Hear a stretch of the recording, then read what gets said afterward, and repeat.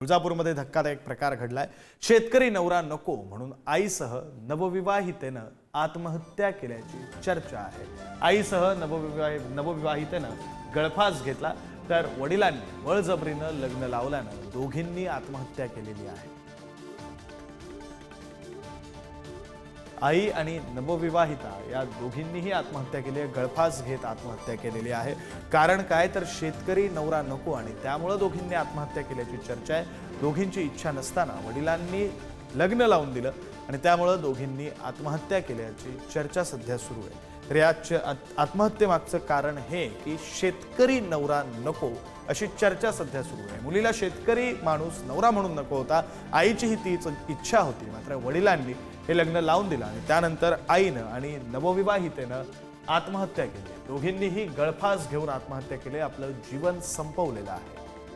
घटना कुठली आहे तर धाराशिवच्या तुळजापूरमधली ही घटना। वडिलांनी बळजबरीनं लग्न लावलं आणि त्यामुळे नवविवाहिता आणि तिच्या आईनं दोघींनी आत्महत्या केली।